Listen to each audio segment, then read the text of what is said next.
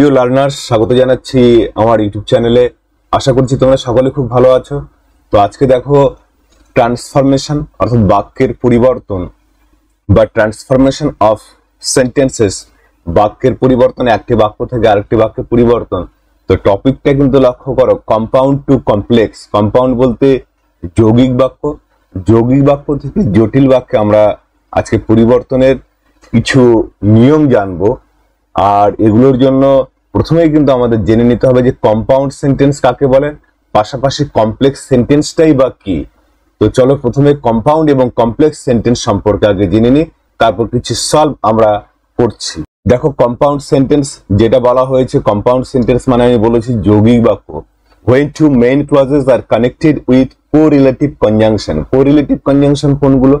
ধরো and, but, ঠিক আছে, or, এগুলো দিয়ে কিন্তু যুক্ত হবে। দুটো কিন্তু কমপক্ষে মেইন ক্লজ যুক্ত থাকবে এবং তাদের নিজস্ব কিন্তু স্বাধীন অর্থ থাকবে, বা মেইন ক্লজের নিজস্ব আলাদা অর্থ থাকবে। তো প্রথম এক্সাম্পলটা যেটা দেওয়া রয়েছে, get out or I shall compel you, মানে বের হয়ে যাও অথবা আমি তোমাকে বাধ্য করব। তাহলে এখানে এই যে অর দিয়ে দেখো কিন্তু যুক্ত হয়েছে। গেট আউট একটা মেইন ক্লজ হয়েছে, আই শ্যাল কম্পেল ইউ এটাও কিন্তু একটা মেইন ক্লজ হয়েছে। কি দিয়ে? কোরিলেটিভ কনজাংশন অর দিয়ে কিন্তু যুক্ত হয়েছে।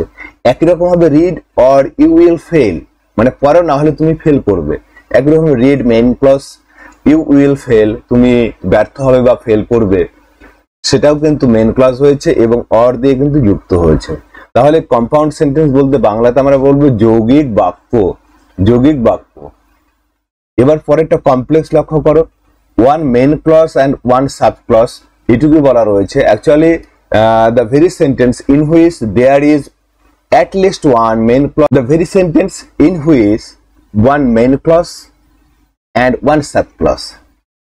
তার মানে এখানে জিনিসটা সোজাভাবে বলা যেতে পারে যে মেইন ক্লজ বলতে প্রধান খণ্ড বাক্য বা মুখ্য খণ্ড বাক্য কমপক্ষে এক থাকবে এবং একটি কিন্তু সাব ক্লজ অবশ্যই থাকবে। সেটাই কিন্তু কি হয়ে যাবে? Complex sentence. সেটা আমরা নাউন ক্লজ দিয়ে করতে পারি, অ্যাডজেক্টিভ ক্লজ দিয়ে করতে পারি, পাশাপাশি অ্যাডভার্বিয়াল ক্লজ দিয়ে কিন্তু করতে পারি। তো example, if you do not read you will fail. একই রকম ভাবে if you do not read এটা কিন্তু একটা সাব ক্লজ হয়েছে, এবং কেমন সাব ক্লজ হয়েছে? অ্যাডভার্বিয়াল সাব ক্লজ হয়েছে। এবং ইউ উইল ফেল এটা কিন্তু একটা মেইন ক্লজ হয়েছে। If you read you will pass, যদি তুমি পড়ো তুমি পাস করবে। ইফ ইউ রিড এটা কিন্তু একটা কি হয়েছে? সাব ক্লজ হয়েছে এবং অ্যাডভার্বিয়াল সাব ক্লজ, এবং ইউ উইল পাস সেটা মেইন ক্লজ হয়েছে। তাহলে এখানে আমরা কি জানলাম? কম্পাউন্ড সেন্টেন্স কাকে বলে জানলাম, পাশাপাশি জেনে নিলাম কমপ্লেক্স সেন্টেন্স। এবার কিছু পরিবর্তন আমরা লক্ষ্য করব, যেগুলো অবশ্যই যেটা বলা হয়েছে, transform the following compound sentences into complex. অর্থাৎ নিচের যে যৌগিক বাক্যগুলো রয়েছে সেগুলো আমাদের কি করতে হবে? কমপ্লেক্স করতে হবে, জটিল বাক্যে করতে হবে। ডু অর ডাই, তাহলে ডু অর ডাই করো অথবা মরো, অর্থাৎ তুমি যদি না করো তাহলে তুমি মরবে। তাহলে এখানে আমরা ইফ ক্লজ দিয়ে কিন্তু করতে পারি, যেটা অ্যাডভার্বিয়ালের মধ্যেই পড়ে। তাহলে if you do not do you will die. খুব সোজা কিন্তু একটা বিষয়। এখানে যদি আমরা দেখে নিই, ইউ উইল ডাই এটা মেইন ক্লজ হয়েছে এবং if you do not do এটা কিন্তু সাব ক্লজ হয়েছে। কেমন sub clause? Adverbial sub clause হয়েছে। কিন্তু spare the rod and spoil the child. Spare the rod, spare মানে এমনি অতিবাহিত করা, অর্থাৎ লাঠি ব্যবহার করো এবং শিশুকে নষ্ট করো। তার মানে তুমি যদি লাঠি ব্যবহার করো তাহলে শিশুকে নষ্ট করে দেবে। তাহলে এটাও কিন্তু আমরা ইফ দিয়ে করতে পারি। 2 number, if you spare the rod, you will spoil the child, পরে 3 নাম্বার লক্ষ্য করো। 3 নাম্বার যেটা বলেছি, রিড অ্যান্ড লার্ন, পড়ো এবং শেখো। তাহলে যদি পড়ো তবেই শিখবে, এবার যদি না পড়ো শিখবে না, এটাও কিন্তু হতে পারে। তাহলে এখানে ইফ দিয়ে আমরা যাচ্ছি। ইফ ইউ রিড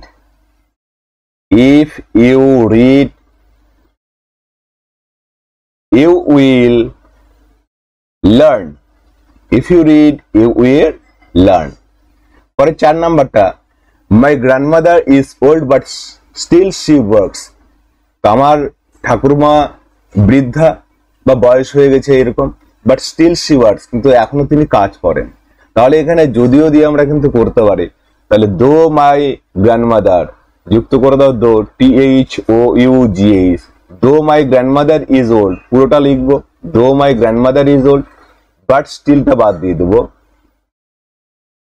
দো my grandmother is old, but অবশ্যই উঠে যাচ্ছে, still she works, still she work আমরা রাখবো, স্টিল থেকে রাখবো। Get out of the room or I shall compel you, ঠিক এরকম একটা উদাহরণ কিন্তু আমি দিয়েছি কম্পাউন্ডের মধ্যে। তাহলে gate out of the room, ঘর থেকে বের হয়ে যাও, না হলে আমি বাধ্য হব বা বাধ্য করবো তোমাকে বের করে দিতে। তাহলে ইফ ইউ ডু নট দিয়ে যদি আমরা করি, if you do not get out of the room, যা আছে পুরোটা ওয়ার বাদ হয়ে যাবে।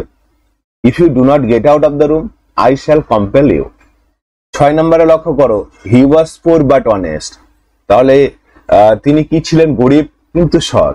তাহলে দো হি ওয়াজ পোর হি ওয়াজ অনেস্ট, দো দিয়ে যুক্ত করে দাও, তো যদিও দো হি ওয়াজ পোর পুরো অংশটা লিখবে, দো হি ওয়াজ পোর বাট বাদ হয়ে যাচ্ছে, he is honest, he is honest. পরে 7 number, he was suffering from malaria so he was absent for a long period, মানে তিনি ম্যালেরিয়ায় ভুগছিলেন, so he was absent for a long period. তাহলে অ্যাজ দিয়ে যেহেতু তিনি ম্যালেরিয়ায় ভুগছেন আমরা করতে পারি। তাহলে হি এর আগে আমরা যদি করি 7 number, as he was suffering, যেহেতু তিনি ভুগছিলেন, কজ হয়েছে, as he was suffering from malaria, সোটার লিখবো না, হি ওয়াজ অ্যাবসেন্ট থেকে যা আছে সো বাদ হয়ে যাবে। আমাদের এখানে সে কোরিলেটিভ কনজাংশন হিসাবে যেটা রয়েছে সেটা বাদ হয়ে গেল, এবং বাকি পুরোটা he was absent for a long period. He is laborious but he is dull, laborious বলতে হলো এখানে কি পরিশ্রমের অর্থ বোঝানো হয়েছে, কিন্তু সে কি হি ইজ ডাল, ডাল নিরস বা আনইন্টারেস্টিং বা বোরিং। তো হি ইজ ল্যাবোরিয়াস 8 নাম্বার, এটাও আমরা তো দিয়ে করতে পারবো, তো হি ইজ ল্যাবোরিয়াস, দো হি ইজ ল্যাবোরিয়াস বাট বাদ হয়ে গেল, হি ইজ ডাল। নাম্বার 9 লক্ষ্য করো, united we stand divided we fall. United বলতে একতাবদ্ধ হওয়া, মানে আমরা একতা হলেই দাঁড়াই, এবং যখন আমাদের মধ্যে বিভক্ত তৈরি হয় তার ফলে আমাদের কি হয়, ফল পতন হয় বা ধ্বংস হয়। তাহলে ইফ বড় রয়েছে, if we are United, if we are united we stand, if we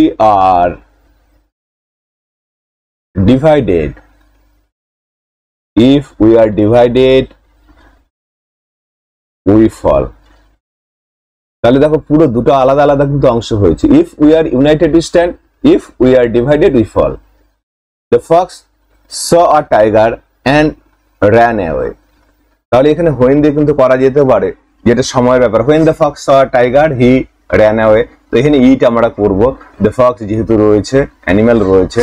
10 number, when the fox as দিয়েও করা যেতে পারতো, when the fox saw a tiger it ran away, এবং এখানে বাদ হয়ে গেল কোনটা, and কিন্তু উঠে গেল। 11 নম্বরে লক্ষ্য করো, I feel cold and I search for fire, as I feel cold, as I feel cold I search for fire,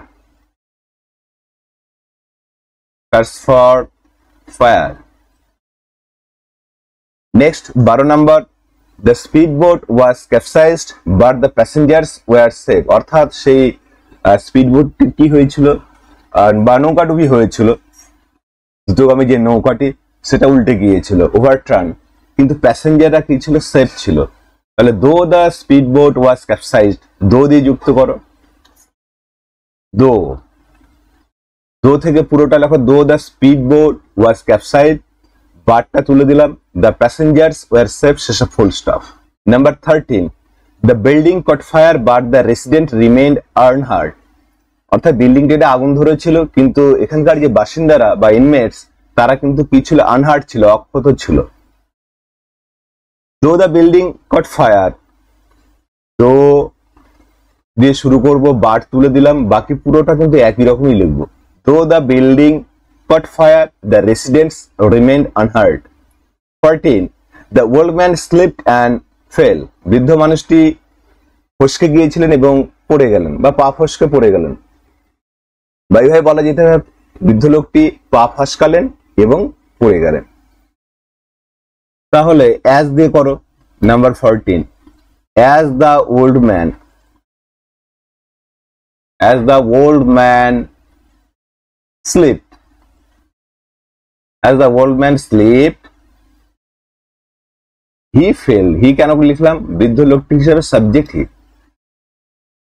last one 15, he opened the magic box and got a beautiful bird, সে কি করলো? একটি magic box, জাদু বাক্স খুললো এবং সেখানে সে একটা কি পেল? সুন্দর পাখি পেল। যেহেতু সে খুলেছিল সেহেতু সে পেয়েছে, বা হোয়েন যখন সে খুললো সেটা দিয়েও হতে পারে। তো হোয়েন দিয়ে আমরা এটা করে ফেলি। হোয়েন হি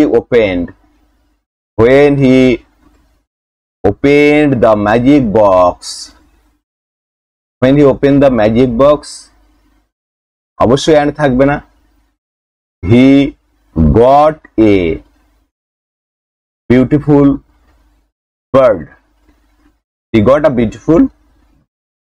তো প্রিয় ছাত্রছাত্রী, এই ছিল সংক্ষিপ্ত একটা ভিডিও ট্রান্সফরমেশনের উপরে, যেখানে কম্পাউন্ড থেকে কমপ্লেক্স সেন্টেন্স আমরা করেছি। এর মধ্যে আমরা জেনে নিয়েছি কম্পাউন্ড সেন্টেন্স কাকে বলে, পাশাপাশি জেনে নিলাম কমপ্লেক্স কাকে বলে।